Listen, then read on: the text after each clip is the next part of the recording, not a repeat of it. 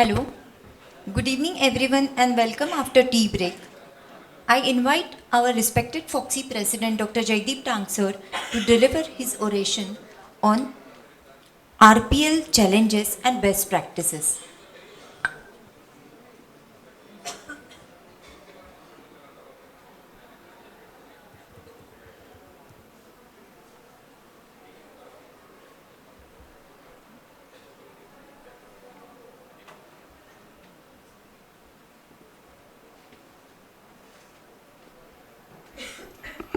Oops.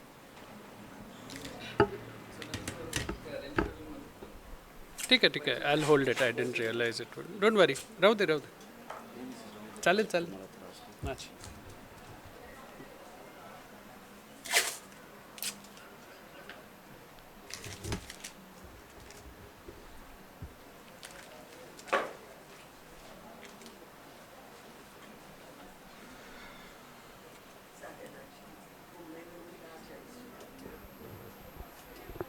Right. So on. Okay. So good evening, everybody. It is, of course, always a pleasure and privilege to be here at Solapur, and let me reiterate my congratulations to the entire managing committee. And as I come to the end of my tenure, let me also thank very much the entire FOGSI team, particularly Dr. Patel, who was the Secretary General for this year, for all the cooperation and help given. This was, I think, one of the last times I was in Solapur. I think some of you might be able to see yourselves in this photograph. This was when we had done the MapNet project. And in fact, Solapur Society and the Navi Mumbai Society had done this project together. And it was, I believe, a very significant step in the evolution of how medical abortion is provided in this country. You can see Milind over there in that photo, who was part of the core group for the MapNet, and you can see Madam over here conducting the panel discussion for MapNet. Milind, this was the time we did the MapNet TOT over here so many years back. I think it was in 2010, and then it resulted in this publication, and this publication is actually there in the Journal of Public Health and Contraception. So if anybody would like to read it and reminisce about the early days of medical abortion, it's actually open access and freely available. So I'm going to speak on recurrent pregnancy loss, challenges and best practices. And as the title says, I've divided the presentation into two parts. We'll talk a little bit about the challenges first, and then we'll talk a little bit about the best practices. And of course, the challenge with recurrent pregnancy loss was, as Ashley Brilliant said, I don't have any solution, but I certainly admire the problem. And I'm sure all of us have at some point in time felt that way when we talk about patients and we see patients with recurrent pregnancy loss. And I believe that the stem of all this conflation and uncertainty about RPL comes from the way research is conducted in recurrent pregnancy loss. I do not really think that there is a good way to overcome this challenge, because the cause of individual abortion in every subsequent or index abortion could be different. More than one factor may exist. Thorough investigation quite often fails to reveal a cause. And of course, because of all this, there are so many lacunae in the literature of recurrent abortions. There are inconsistent definitions, starting from when do we call it a recurrent abortion. There are different investigative protocols. I dare say that anyone who sees a patient of recurrent pregnancy loss has his or her own favorite way of investigating, counseling that patient. There will always be a lack of normal controls. The treatment that you give for patients for recurrent pregnancy loss can certainly not be controlled with a control group in another patient. So there will always be lack of normal controls. And of course, given the fact that true recurrent pregnancy loss doesn't occur as often, the statistical power which lends itself to meaningful interpretation will always be a problem, and because of that the time taken for study to be completed itself becomes a bias. For example, if you were to complete a study in maybe 3 or 6 months, there would not be enough time for new innovations to come in.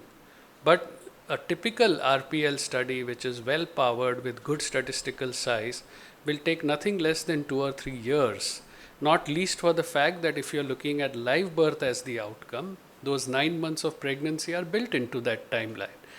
What will happen over a period of time, therefore, is that time itself will introduce a bias, because as science progresses, you cannot deny patients a treatment which seems to be effective. So, time taken for study to be completed itself becomes a bias, and on top of all this, we must always remember this. And if there is one thing you remember from this presentation, please don't walk up and go away after this slide. But if there is one thing you remember after this presentation, it will be this: that the spontaneous chance of the third pregnancy being successful after 2 losses is not less than 80%. So, how do you determine whether what you did worked or she was going to succeed with her pregnancy anyway? Because of all these issues, even the guidelines don't seem to agree upon, with each other. You can see that reflected in the length of each guideline. And it has always been quite amazing to me how all the guidelines seem to refer to the same body of literature and yet come up with so many different interpretations. If you look at the RCOG Green Top guideline, you'll see that's 18 pages. The ASRM practice guideline is 9 pages, whereas the ESHRE guideline is 151 pages. So even the guidelines don't agree with each other. I'm told so often, every time somebody comes and speaks on RPL, that person presents a radically different view on how to investigate, how to treat, and everybody seems to be looking at it from the silos of their own experience. And this is also, as I said, reflected in the guidelines. If the guidelines don't agree with each other, how can you expect speakers to agree with each other? At some point in time, as I said, because of the problems with the evidence in recurrent pregnancy loss, the evidence runs out. And when the evidence runs out, what you have to rely on is your personal experience. And that is why so many of us, when we speak on RPL, it's always colored by our personal experience. And that leads me to the final slide on challenges, because the challenges in recurrent pregnancy loss are not only from the literature. The challenges also arise, as I said, from personal bias. They arise from the stigma of a patient who's had recurrent abortions. And really speaking, the bane, if you ask me, of recurrent pregnancy loss is small, uncontrolled studies and anecdotal evidence. You have studies where there were 8 patients, out of whom 3 had a successful pregnancy, and you start thinking, well, if it worked for them, why can't it work for me? Or you say that I did this for my last patient and it worked well for her, so let me do the same thing for everyone else. And this really, if you ask me, is one of the biggest problems, not only with recurrent pregnancy loss, but honestly speaking with infertility also. We get so excited by so little evidence that we don't stop to think things through and just start applying that evidence. There is, of course, the problem of emotional vulnerability, the biological clock, etc. So, having laid the background for all challenges, starting from literature to the fact that more than 80% of patients after the second time will be successful, to the fact that there are so many personal issues, both from the patient as well as the physician side, in recurrent pregnancy loss, let's look at what seems to be state of the art as per the literature. Now, let me also again reiterate, I said this before, let me say this again. Because of the way evidence in RPL exists, everything cannot be evidence-based. But you need to base it on at least some modicum of logic. It cannot be a completely irrational thought or irrational treatment that you will give a patient. So let's start with the controversy about the cutoff. Now you may think, what does it matter whether the cutoff is 2 or whether the cutoff is 3 losses to say that she's got recurrent pregnancy loss? But the fact that because of that statistic of 80% patients doing well after 2 losses, it matters a lot. If you look at the data, you will see that we know that 15% of clinically recognized pregnancies miscarry. The statistical chance of having 2 consecutive miscarriages is 2.3%. So if your cutoff is 2 losses to define recurrent pregnancy loss, your incidence of recurrent pregnancy loss will be 2.3%. But if your cutoff is 3 losses, then your incidence of recurrent pregnancy loss will be 0.34%, which is several multiples lower than the cutoff being at 2. And that's why the cutoff is important. Therefore, and the cutoff pretty much depends on which side of the Atlantic you are working in. If you are looking at Europe and the college, they essentially look at around 3, and if you are looking at the American side, they look at around 2 as the cutoff, and that's why the guidelines for both actually start differing from there. Let's start talking about the fetal abnormalities of genetic origin, and these are all the possible abnormalities that can occur. The big question is, are these responsible for recurrent pregnancy loss? And how should we approach them? If you look at the Royal College guidelines, it says that you should wait for 3 losses before you consider cytogenetic analysis of the products of conception, and also advising parental karyotype. But if you look at the American Society guidelines, it shows that there is a very, very high frequency of sporadic karyotypic abnormalities in POCs, while the incidence of karyotypic abnormalities in the patients very low. I'm sure you've seen this in practice. You prescribe a parental karyotype, you hardly ever see an abnormality, and even when you see an abnormality, most of the times it comes back saying there is this P1, Q1, S1, D1, T1 kind of a thing, and the significance of this is not known. Most of the times this will what will happen, and the fact remains that the risk of aneuploidy at each age, now this is a very important sentence, the risk of aneuploidy at each age is lower in women with RPL than in those who undergo sporadic miscarriages, which quite obviously means that you need to look elsewhere. So should you not do cytogenetic analysis? You could, but remember why you're doing it. You're not doing it to get a diagnosis of recurrent pregnancy loss. You're doing it to identify the problem of the index pregnancy, and by doing so, you hope that you will provide an explanation to patients. So you're not diagnosing or prognosticating on the basis of this cytogenetic analysis. You're just providing closure to this patient. In fact, if you look at the ESHRE guidelines, they say that detection of a chromosomal abnormality in pregnancy loss tissue, whatever the cause, does not have clinical relevance. So the practice of sending RPOCs or POCs, particularly after a missed abortion, it's so useless to send POCs in a missed abortion. You're not going to get anything. There are no living tissues in that.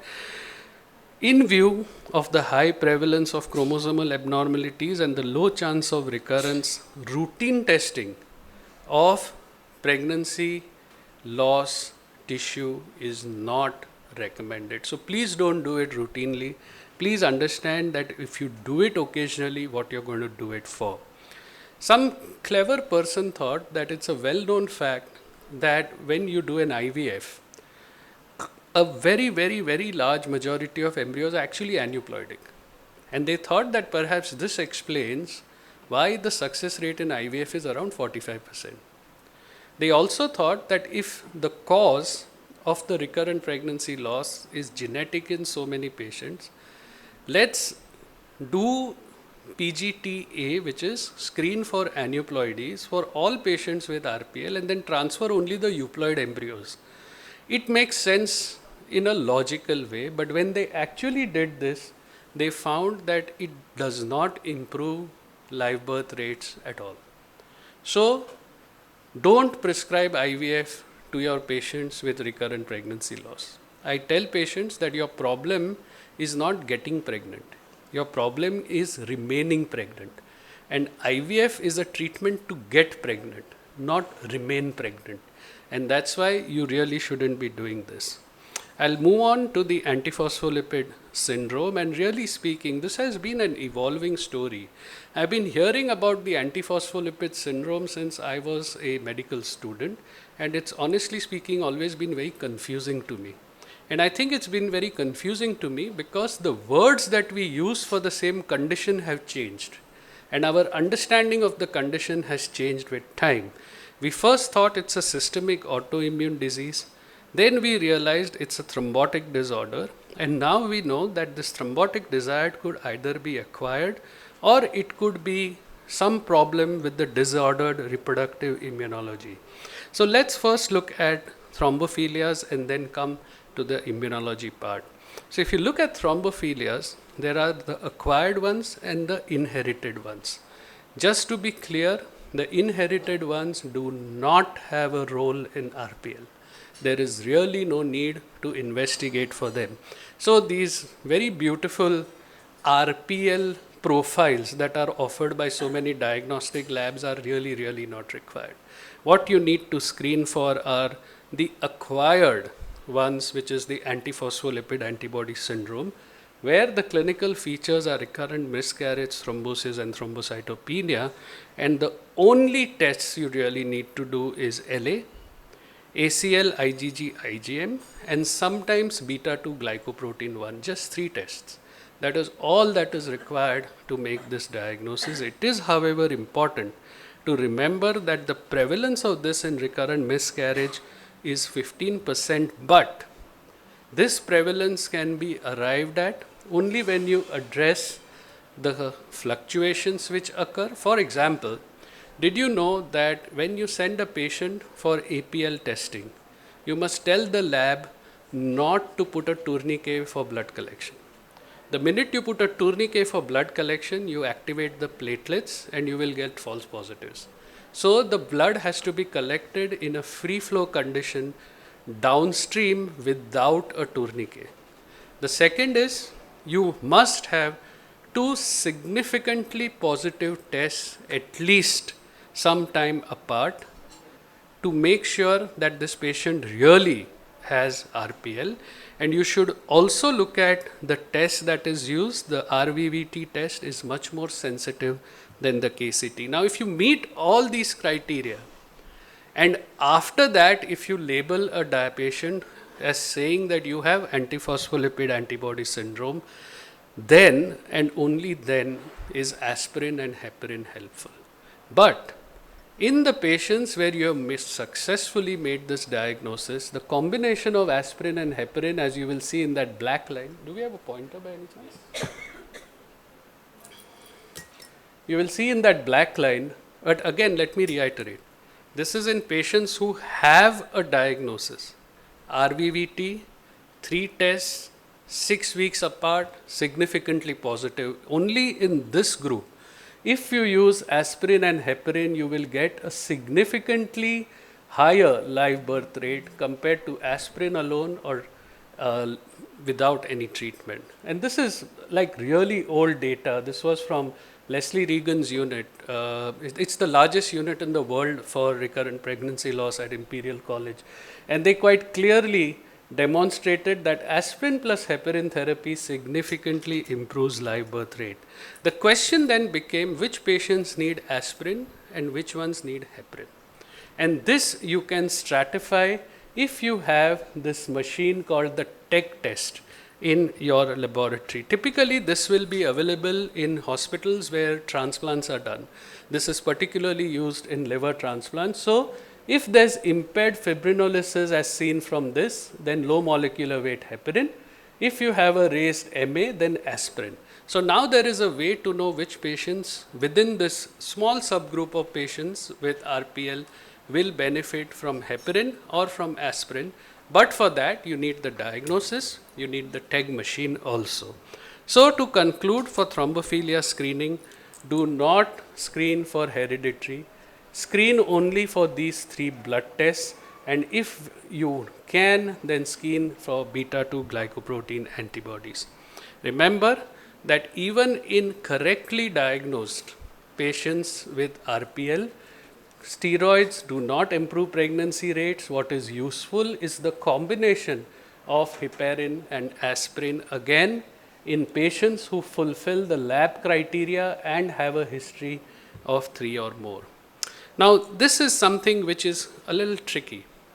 And the reason why it's tricky is that pregnancy is already a immunologically unique phenomenon. If you look at this, there is a long-standing paradox of the fetal allograft. Imagine there is this foreign body in the uterus, and instead of being rejected, it's welcomed. Can you imagine if you were to, for example, transplant a kidney without immunosuppressants? It would certainly not work. And the fetus sometimes is like that. And the person who actually gave this theory of immunological tolerance, Sir Peter Medawar, had a very interesting statement. He said the intensity of the conviction that a hypothesis is true has no bearing on whether the hypothesis is true or correct. That's what I was talking about narratives. If you are believing in something and you bought into that, it's very, very difficult to change your mind. So if you really look at the data, you'll see that we don't really have adequate data to perform immunological screening routinely. And if you look at these ESHRE guidelines, you'll see that HLA determination is not recommended, anti-HY body is not recommended, cytokine should not be used, cytokine polymorphism should not be used, ANA testing only for explanatory purpose, insufficient evidence for NK cell testing and testing anti-HLA antibodies in women with RPL is not recommended. So in short, immunotherapy doesn't really seem to have a role in the treatment of reproductive failure. I know that there are people who are votaries of LIT and so on and so forth, and they seem to have a good experience with them. What perhaps needs urgently is a large-scale randomized controlled trial to prove this efficacy. And finally, we'll come to uterine anomalies, which honestly speaking is my favorite part of RPL because you can actually do something very concrete about it. And the reason why we think that uterine anomalies cause recurrent pregnancy loss is that patients who have recurrent pregnancy loss have a higher incidence of uterine anomalies compared to those who do not have recurrent pregnancy loss. So if you are dealing with a patient of uterine anomalies, you have the option of choosing either the American way of grading it or the European way. I much prefer this. It is so much easier.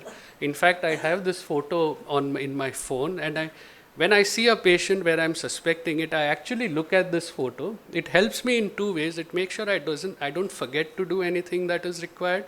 It also helps me to sort of categorize them so that I can plan the treatment so much more easily.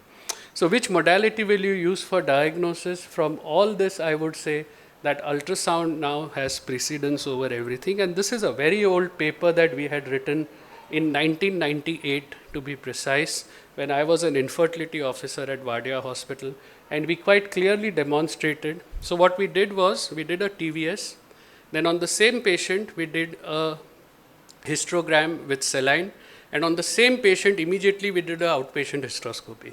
And we compared the results of all the three things, and we found that if you do your ultrasound properly and image the uterus adequately, you will find that you hardly ever miss a congenital anomaly of the uterus. If there is someone who's starting out with transvaginal scanning, the one thing I can tell you to make your life easier is that when you insert the transvaginal probe, what people do in the beginning is they put the probe in and then press the freeze button. You really shouldn't do that. You should go into the vagina with the probe on, go slowly so that when the cervix comes up, you see it right in front of you. Otherwise, what happens is if you go deep into the posterior fornix, the cervix will be on top and you will be scanning the POD. And so you will be struggling to find the cervix. Until you don't find the cervix, you really won't be able to see the length of the uterine cavity. So this is a video. Again, excuse the quality. This is a clip we made in 1998 when we did that study. And you can see how clearly the hysterosonogram can demonstrate both the septum. Again, a practical point here is that we are used to, in infertility, scanning on day 2 or 3 to look at antral follicle count. But if you're suspecting a uterine anomaly, it's a good idea to scan in the second half of the cycle because the endometrium is thicker in the second half of the cycle, and because the endometrium is thicker, you'll be able to make out a congenital anomaly that much easier. Of course, I would have to say that the use of 3D ultrasound has pretty much made the use of laparoscopy in the diagnosis of uterine anomaly obsolete. But also remember, prescribe a USG abdomen pelvis with TVS and 3D when you are worried about a uterine anomaly, because you need to look at the renal anomalies. If you do detect a renal anomaly, you should correct it. However, the question is, what should you correct? You certainly should not correct a biconjugate uterus. There really is no evidence to show that correcting a biconjugate uterus results in better outcomes. However, a septate uterus, on the other hand, is something which is easily correctable and should be done. But remember that correcting is only step one. You then need to do post-op care and look after that patient in pregnancy. So when you're looking at a uterine septum, and again this video clip is again from, I think, 2001. If the septum is less than a centimeter, don't incise it. It doesn't need incision at all. There is really no need to do an ultrasound guided septum incision, and even a laparoscopic guided septum incision. Both of them will not prevent a perforation. They will tell you for an early diagnosis of perforation, but they will not tell you that you are about to perforate, because the uterine cavity is so distended when you are cutting that it's anyway thinned out a lot and you won't be able to make out. Post-operatively, we don't put in an IUD after a septum, because the septum, which you can see in the center there, is supposed to be avascular. So you're not supposed to call it excision of septum, it's an incision of the septum. It's important to, of course, as you can see here, remain in the center. We normally use a Collins knife. We don't put in an IUD because it's non-vascular. It's very unlikely to result in adhesions. We just give 2 cycles of estradiol and progesterone. We ask the patient to wait for a couple of months, and if there are no other anomalies, then we tell her to start conceiving. For cervical os tightening, you really don't need to tighten everybody's os, and that's another thing about terminology. We used to call it incompetent cervix, but women objected, saying that nothing incompetent about me. So now we say cervical insufficiency. But I don't know how it helps for you to call a woman insufficient rather than incompetent. But anyway, so you don't really need to do this for all patients who conceive after a septum resection. In our practice, we do one at 13 weeks, 12, 14 weeks. When we do the nuchal scan, we look at cervical length. Then we do one at 16 weeks, and then we do the anomaly scan at 18. So we look at the cervical length throughout these 3 things, and if it's not changing, and if it remains more than 3, then we don't do a tightening. The T-shaped uterus is something which has, again, the understanding of which has evolved over time. When we started seeing T-shaped uteri, we knew that they were because of DES exposure to women, but then even when DES stopped being available for nausea and vomiting in pregnancy, we continued to see women with a T-shaped uterus. So it came to an understanding that this is because of 2 reasons. In India, it could be because of tubercular infection, which causes a kind of a circular stenosing of the uterine cavity due to subendometrial fibrosis. And the other is that it by itself is a congenital anomaly. And the reason you need to talk about it is the fact that women with a T-shaped uterus typically don't have a very good outcome. I will, however, caution here. There is a big difference between an arcuate uterus and a T-shaped uterus. An arcuate uterus does not need correction. Please don't go around willy-nilly cutting the lateral walls of uterine cavities. You will only predispose that woman to the placental accreta syndrome.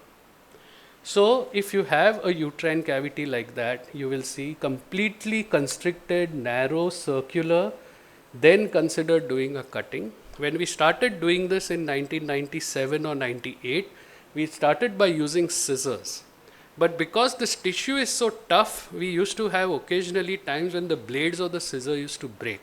So we started using the Collins knife, and the landmark here is that from below you should be able to look at not the ostium but the cornu. Don't try to look if you see the ostium from the cervical canal, you cut way too much. It's not really required to cut that much. You should be able to see the cornual area from around the middle of the uterine cavity or the bottom of the uterine cavity. Again, when we started doing, people used to tell us that, aren't you worried you'll go into the uterine? After all, the uterine is at the side of your endometrial cavity. But if you select your patient properly, there is so much musculature that there's hardly any danger if you maintain the safety margin. The literature shows that results are quite good when it's used appropriately. And this is, we had started doing, as I said, in 97, 98. And in 2001, 2004, from 840 surgeries, you see, the number of lateral wall metroplasty only 58. So you really need to be very selective. And this is in a practice where we do a lot of IVF. So, the patients are in a way self-selecting, and that's why maybe it's 58. I believe if I were a general OBGYN practitioner, the number would be even lower than this. And you can see that the results were good. Just to illustrate, there is a big difference between the arcuate uterus and the T-shaped uterus. This is not a uterus which needs to be cut. You can very safely leave it alone. Lastly, about empirical treatment. I don't know about your mom, but when your mother asks you for, do you want a piece of advice, it's actually a mere formality. It doesn't matter if you answer yes or no, you're going to get it anyway. So empirical treatment is like that. It doesn't matter what the evidence says, we are going to give it and patients are going to receive it anyway. So important thing is to make sure that the empirical treatment does no harm. So follow the principles of empiricity, do no harm, don't make it too expensive, and the treatment should not have more side effects than the problem. So if you follow all these principles, then you can use empirical treatment. We will now move on to progesterone, and you can see here that progesterone is a very tempting thing to give. The name itself, progesterone, okay, it's like the gestation is going to be maintained. So of course there's a low cost of intervention, it's widely available, it's safe, and it is convenient. And when these two trials came out, which were the PROMISE and the PRISM trials, we thought we will get the answers to everything. Now I'd like you to remember that both these trials were done with vaginal progesterone. They weren't really done with dydrogesterone. And sometimes when we say progesterone, we fail to make that distinction between vaginal progesterone and dydrogesterone. So the PROMISE trial, post-implantation in preventing miscarriage, PRISM in women who had early pregnancy bleeding, and you'll see that there was a statistical trend favoring progesterone in almost all the studies which were analyzed after the PROMISE and PRISM trial. So taken alone, the PROMISE and PRISM trial really didn't seem to support the use of progesterone, but when their individual patient data was added to a meta-analysis, the power of that data was enough to demonstrate that the use of progesterone could actually be beneficial. And then of course there is dydrogesterone, again very tempting to use and something which actually seems to have a beneficial effect for the use. So to summarize, what are the recommended investigations? Reassurance and counseling, evaluation of the cavity, thyroid screening not for diagnosing the cause of RPL, but for making sure that the fetus in the subsequent pregnancy is not affected with thyroid, screening for antiphospholipids, peripheral blood karyotype conditional and only if it is required for explanation. So after this you will have two sets of patients. There will be one set which will be the larger group where you will have unexplained RPL, in which case don't use LIT, IVIG, glucocorticoid, heparin, low dose aspirin, intralipid, GCSF or even endometrial scratching. In short, reassurance, counseling and maybe progesterone, given the fact that it is a low intensity intervention. A confession here, I use aspirin in these patients. I never use heparin for them, but I do use aspirin for these patients. In the others, look at what the problem is and then solve for the problem. For example, if you diagnose RPL, then by all means start them on heparin and aspirin and so on and so forth. Finally, let me end with this thought, and it's actually a story which I'm quite fond of. It's quite a touching story. And what happened was that Ernest Hemingway, one of perhaps the greatest writers who actually completely changed the way English prose was written. It used to be very verbose earlier. Hemingway came in and completely changed the syntax of English literature. He used to live in Cuba, and he used to have this favorite bar where he used to go and have his Cuba Libre. Cuba Libre, for those who don't know, is rum coke with lime. So once he had a few friends over and they were drinking and they said, Ernest, you think you're such a terrific writer. We bet that you can't write a story in 6 words which will make us cry. So Ernest went to a corner, sat down for around half an hour, and came up with the 6 words. And I'd just like you to reflect on what these 6 words mean, particularly for women who have recurrent pregnancy loss. He wrote, for sale, baby shoes, never worn. And I like this in a way because it's so poignant. It speaks to me of the trauma which patients with recurrent pregnancy loss undergo and the happiness which they have when they finally are successful. And it behoves that we do the best for them. Thank you very much.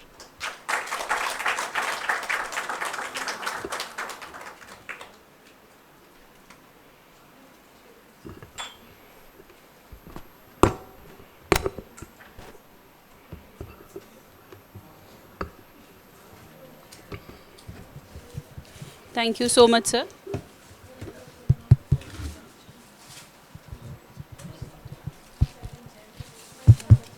Thank you, sir. We would, on behalf of Solapur OBGY Society, like to felicitate you, sir.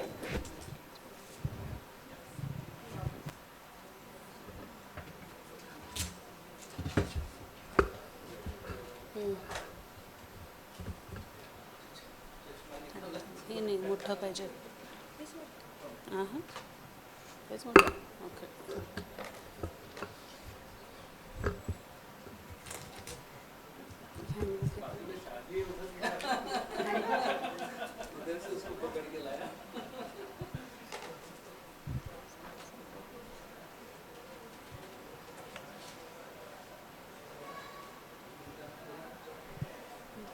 फेटा बांधून झालं की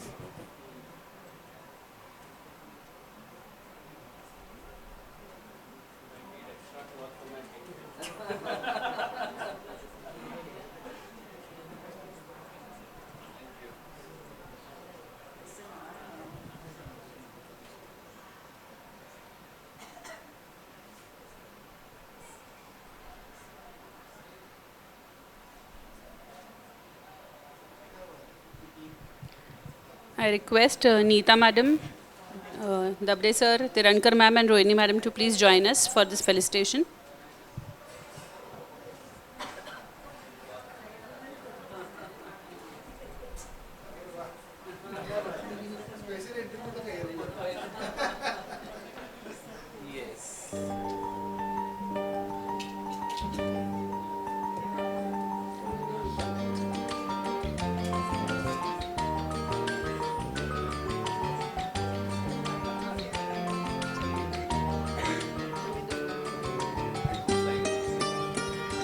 On behalf of Solapur OBGY Society, sir, we would like to present with a citation, and I would like Neeta madam and Milind Shah sir to please read out the citation given. You want to read?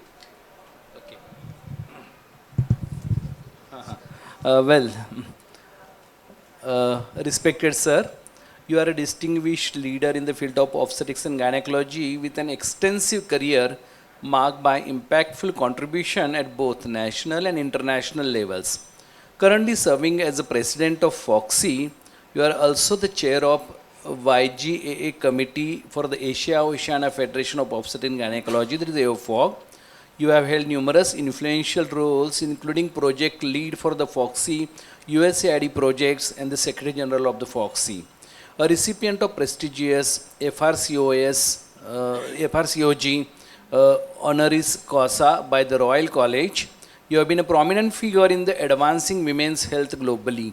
You played a key role in securing multi-million-dollar grants such as almost $13 million grant for the 10-country project and a 2 million grant for the Bill and Melinda Gates Foundation for FOGSI. Your expertise extends to a clinical practice as a consultant at Ashwini Maternity and Surgical Hospital and numerous IVF centers in the country. You also contributed significantly to policy and governance, including drafting major proposals leading FOGSI's position on critical issues like cesarean and hysterectomy rates, ART and surrogacy bills, and advocating for women's health right in the Supreme Court. Additionally, you are an independent director on the board of API Holdings, the pharmacy, India's largest e-pharmacy. Your leadership and vision continue to shape the future of OBGYN both in India and abroad. In appreciation of your achievement in the field of obstetrics and gynecology, we consider it as an honor and privilege to present you today this citation for expertise on RPL challenges and the best practices, signed by organizing chairperson Dr. Milind Shah, President of Solapur OBGYN Society Dr. Neeta Ghate, organizing secretary Dr. Monica Umbardan, and secretary of SOGS Dr. Amruta Kumtekar.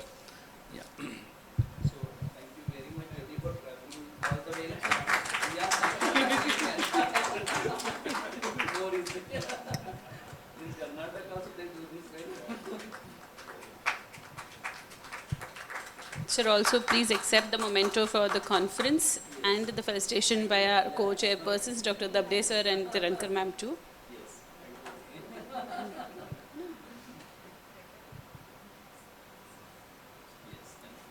It has been an honor and privilege to be with you, sir, around. Especially we were touched the way he was traveling from Lucknow to Pune, Pune to Solapur, again going back to Pune, and then to Noida tomorrow for the important meeting. Thank you very much, Jaydeep. Thank you. Madam. Yeah, please.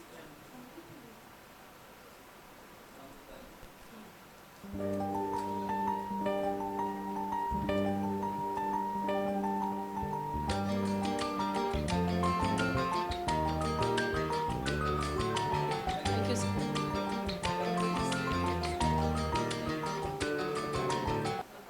काका आता आ रहे 5 minute में आ रहे